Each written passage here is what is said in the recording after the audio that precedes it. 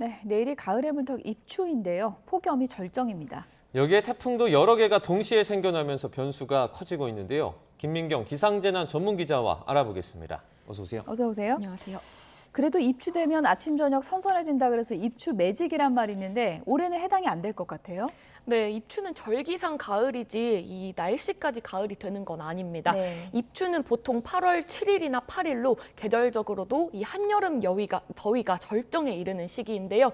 실제 최근 30년간 서울의 입추 당일 최고 기온을 보면 대부분 30도를 웃돌았고요. 이 30도를 밑돈 해는 8차례뿐이었습니다. 다만 8월 하순절기인 처서를 전후해서 더위가 한풀 꺾이는 이른바 처서 매직이라는 말이 있었는데요. 하지만 최근에는 기후변화의 영향으로 여름이 길어지면서 이 처서가 지나도 폭염과 열대야가 이어지는 경우가 많아졌습니다.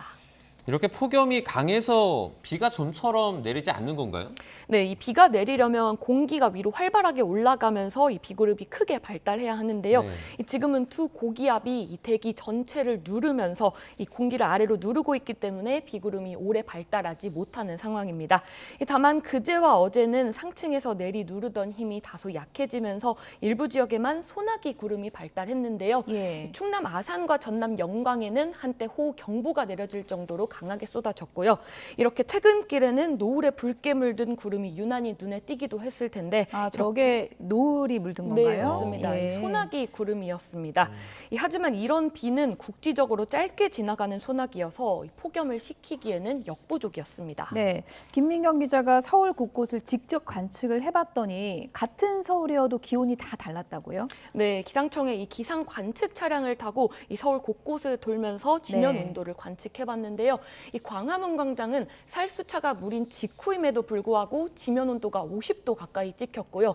반대로 남산 산책로는 33.6도로 거의 20도 가까이 차이가 났습니다. 나무 그늘이 좀 많아서 그런가요? 네, 맞습니다. 예. 이 한강 위는 또 어떨지 한남대교로 이동을 해보니까 이 지면 온도는 51도가 찍혔고요. 이동 중에 일부 도로에서는 이 햇볕이 강하게 쏟아지는 곳에서는 60도에 육박하는 곳도 있었습니다. 마지막으로 이틀 연속 39도를 기록한 구로구 온수동도 찾았는데요.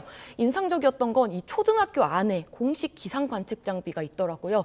저희가 찾았을 때는 오후 4시가 넘은 시각이라서 기온은 다소 내려가긴 했지만 이 지면 온도는 여전히 50도에 가까워서 한낮 열기가 그대로 남아 있었습니다. 예.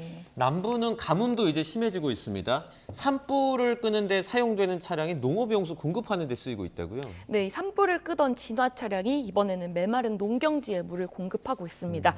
어제 경남 밀양 무안면과 초동면 일대 논과 밭에 이 산불 진화 차량 22대가 투입돼서 500톤가량의 농업용수를 긴급 공급했는데요. 이 밀양을 포함한 경남 지역은 이미 심한 가뭄 단계에 들어섰고 영남뿐 아니라 호남과 그리고 일부 수도권까지도 가뭄이 확대되고 있습니다. 특히 남광댐과 이 군위댐, 보현산댐, 그리고 섬진강댐 등 같은 이런 주요 댐의 저수율도 30% 아래로 떨어진 상태입니다. 저렇게 심각한 가뭄이 일단 비가 와야 해소가 될 텐데 그래서 태풍 이동 경로가 관심인데요. 비가 올 가능성이 좀 있을까요? 네, 화면 먼저 보실까요? 예.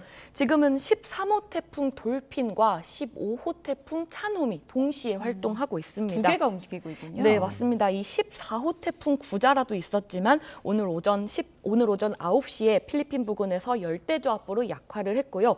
이 15호 태풍 찬홈은 이렇게 일본을 향할 걸로 보여서 우리나라에 큰 영향을 주지는 않을 걸로 보입니다. 이 예의주시해야 할 태풍은 이 13호 태풍 돌핀인데요. 이 한때 최고 등급인 5등급까지 발달했다가 지금은 강도 3으로 다소 약해졌지만 여전히 강한 세력을 유지하고 있습니다. 그리고 태풍 돌핀, 중국을 향한다고 하던데 이게 우리나라에 폭염을 더 유발할 수도 있다고요? 네, 일부는 맞고 일부는 오해인데요. 다시 한번 화면 보실까요? 예. 한 수치 모델의 토요일 태풍 예상 위치인데요. 이 태풍이 이렇게 반시계 방향으로 돌면서 동풍을 강화시키고 있습니다. 이 동풍이 먼저 닿는 이 동해안 같은 경우에는 이렇게 비예보가 들어 있습니다. 예. 이 동풍이 동해안은 이 공기가 산에 부딪히면서 비가 내리는 곳도 있겠고요. 이 기온도 서쪽보다는 다소 낮을 걸로 보입니다. 반대로 산을 이렇게 공기가 넘어서 산을 넘으면서 기온이 서쪽 지역은 이렇게 높아지기 때문에 수도권은 계속해서 더워지는데요. 지금도 서쪽이 더운데 더 더워지는 거네요, 그러면? 아마 비슷할 걸로 예. 보고 있습니다. 네, 기상청 예보에서도 차이가 뚜렷합니다. 오늘과 내일 서울의 기온은 39도로 오르겠지만 이 강릉과 동해, 삼척 등 동해안은 32도 안팎에 머물겠고요. 이후 태풍이 중국 쪽으로 더 멀어지는 주말부터는 동풍의 영향도 점차 약해지면서 이 서울 기온도 36도로 다소 내려가면서 이 극한 폭염은 조금 누그러질 걸로 네. 예보가 됐습니다. 일단 뭐 오늘 내일 잘 넘겨야 될 것 같은데 태풍이 중국을 이제 향한 이후에는 어떻게 되는 거예요? 네, 다시 한번 화면 보실까요? 현재로서는 우리나라와 미국, 일본 모두 태풍이 중국으로 향할 가능성을 가장 높게 보고 있습니다. 다만 첫 번째 변수는 이 태풍이 얼마나 우리나라에 가깝게 지나가느냐인데요. 네. 이 예상보다 이렇게 우리나라 쪽으로 조금만 더 가깝게 붙어서 이동을 해버리게 된다면 이 남해안과 제주도는 영향권에 들면서 이 강한 비바람이 불고 태풍특보가 내려질 가능성도 있습니다. 실제로 제주 남쪽 먼바다에는 오늘 밤과 내일 오전 발효로 풍랑 예비특보도 내려져 있고요. 이후에 태풍이 중국에 상륙한 뒤 비구름의 이동 경로는 이 모델마다 조금씩 다른데요. 먼저 우리나라 예보 모델 킴 같은 경우에는 이 태풍이 10일경에 중국에 상륙했다가 이렇게 남은 비구름이 서해상까지 이동할 걸로 보고 있고요. 반면에 유럽 모델은 태풍이 이렇게 9일쯤 상하이 쪽으로 내륙으로 이동을 했다가 점점 이렇게 중국 연안을 따고 비구름이 이동할 걸로 보고 있지만 이 후반에 이렇게 서해안 쪽으로 비가 내릴 걸로 또 보고 있습니다. 마지막으로 독일 모델 같은 경우에는 똑같이 태풍이 중국에 상륙하는 건 똑같지만 이 비구름이 이렇게 서해에 영향을 줄 걸로 보고 있습니다. 예측 모델이 다 다르군요. 네, 하지만 이 모두 일주일 안팎의 뒤를 내다본 예측이기 네. 때문에 변동성이 큰 만큼 이 태풍의 진로에는 물론 이후 비구름의 움직임까지 계속 지켜봐야 될 것 뭐 같습니다. 유동적이라는 건데 더위는 좀 식혀주고 비는 좀 뿌려줬으면 좋겠다 그런 생각이 드네요. 지금까지 김민경 기상재난 전문 기자였습니다. 수고했습니다. 고맙습니다.